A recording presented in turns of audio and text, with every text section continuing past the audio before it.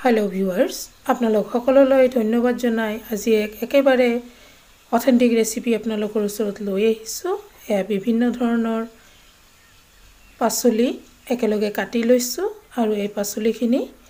কেৰাহীত তেল গৰম কৰি তাৰে নিমখ আৰু হালধি আনি ইয়াক ধুনীয়াকৈ ভাজি লৈ আছো প্ৰথমতে মই বেঙেনাখিনি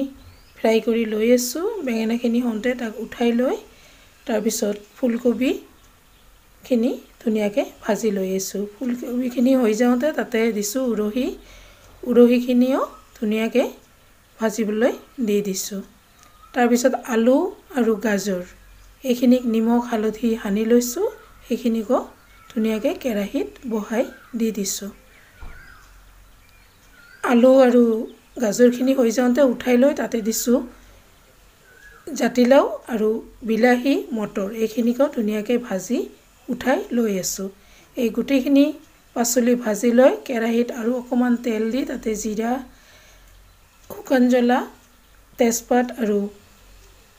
পিয়াজ দি ধুনিয়াকে এইখিনি ভাজা হতে তাতে দি দিছো আদা নহৰু কেঁচা জ্বলাৰ পেষ্ট এইখিনি দি তাতে দি দিছো নিমখ হালধি জিৰা গুৰি ধনিয়া গুৰি শুকান জলকীয়া গুৰি এইখিনি দি ধুনিয়াকে ইয়াক ভালদৰে ভাজি লৈ যেতিয়া ই ভাজা হৈ গৈছে তাতে দি দিছো গোটেই পাচলিখিনি ঢালি দি দিছো আৰু ইয়াক লৰাই ধুনিয়াকে ভাজি লৈ লম প্ৰথমতে ইয়াক ধুনিয়াকে লৰাই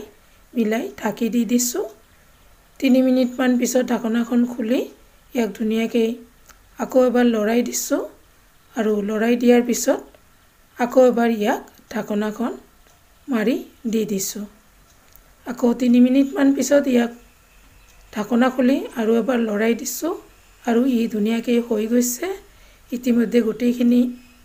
পাচলি ধুনিয়াকৈ মছলাৰ লগত মিলি গৈছে তাতে অকমান গৰম পানী